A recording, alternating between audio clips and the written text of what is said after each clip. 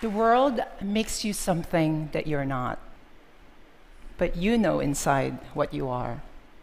And that question burns in your heart. How will you become that? I may be someone unique in this, but I am not alone. Not alone at all. So when I became a fashion model, I felt that I finally achieved the dream that I've always wanted since I was a young child.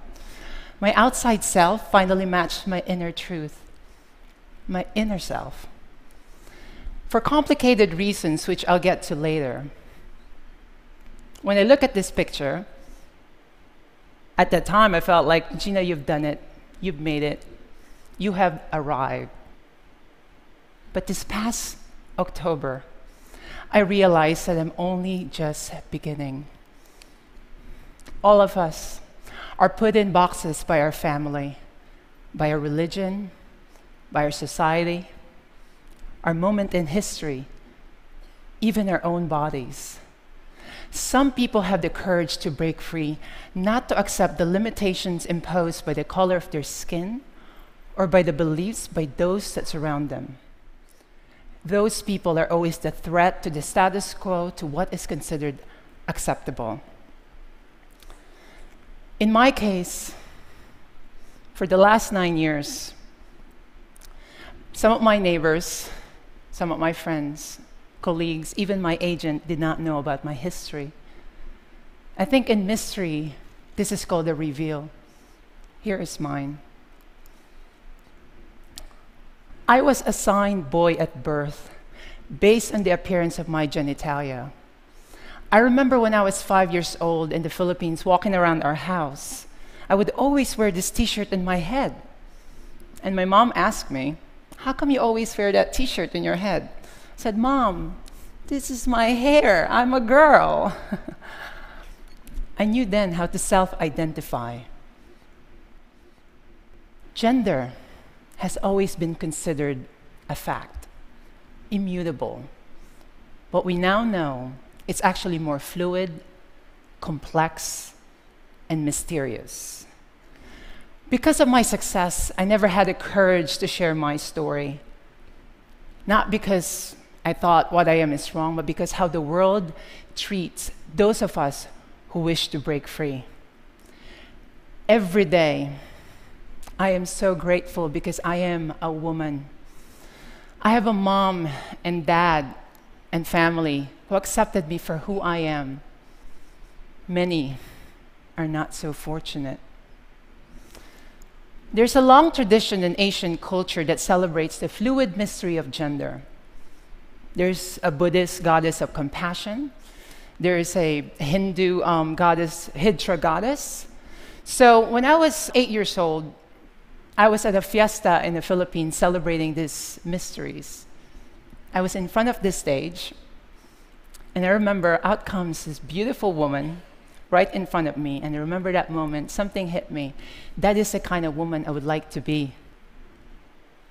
So when I was 15 years old, still dressing as a boy, I met this woman named TL. She is a transgender beauty pageant manager. That night she asked me, how come you were not joining the beauty pageant? She convinced me that if I joined, that she will take care of the registration fee and the garments. And that night, I won Best in Swimsuit and Best in Long Gown and placed second runner-up amongst 40+ candidates.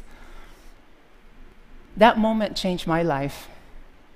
All of a sudden, I was introduced to the world of beauty pageant. Not a lot of people could say that your first job is a pageant queen for transgender women, but I'll take it.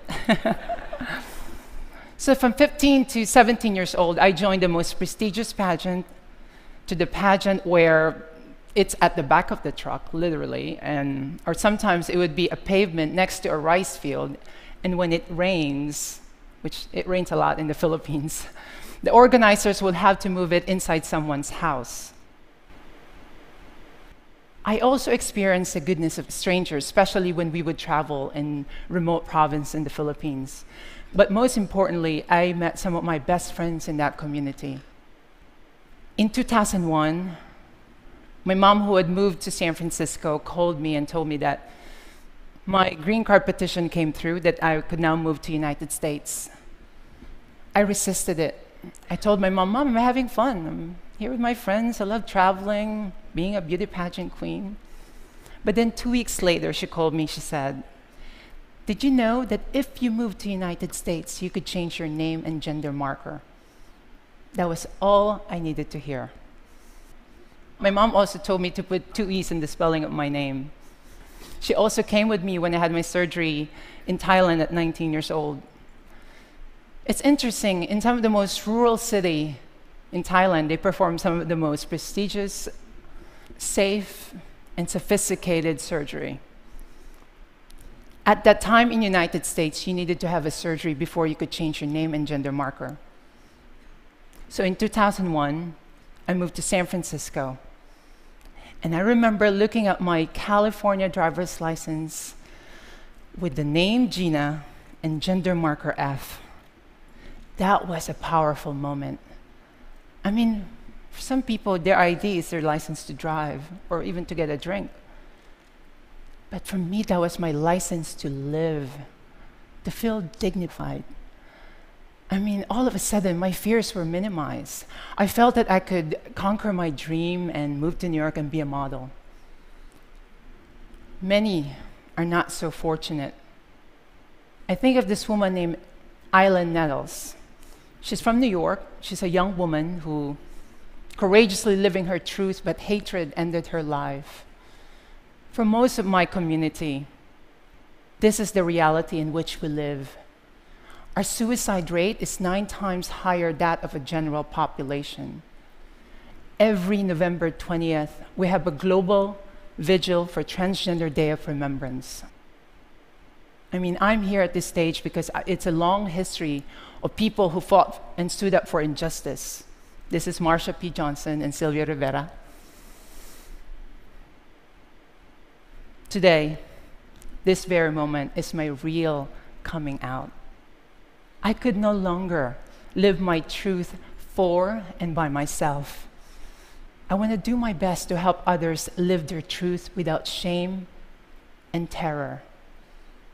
I am here, exposed, so that one day there will never be a need for November 20th vigil.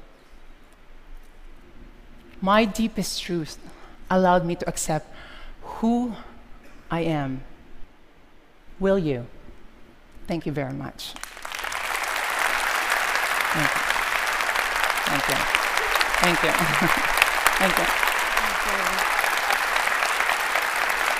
Geena, one quick question for you. And I'm wondering what you would say, especially to parents, but in a more broad way to friends, to family, to anyone who finds themselves encountering a child or a person who is struggling with and uncomfortable with the gender that's being assigned them. What might you say to the family members of that person to help them become good and caring and kind family members to them?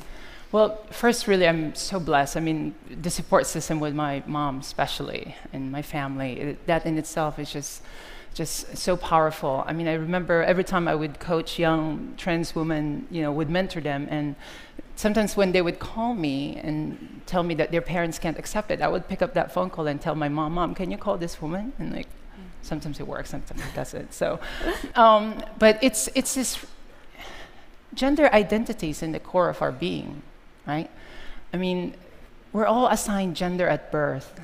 So what I'm trying to do is to have this conversation that sometimes that gender assignment doesn't match. And there should be a space that would allow people to self-identify. And that's a conversation that we should have with parents, with colleagues. And the transgender movement, it's at the very beginning to compare to how the gay movement started. There's still a lot of work that needs to be done.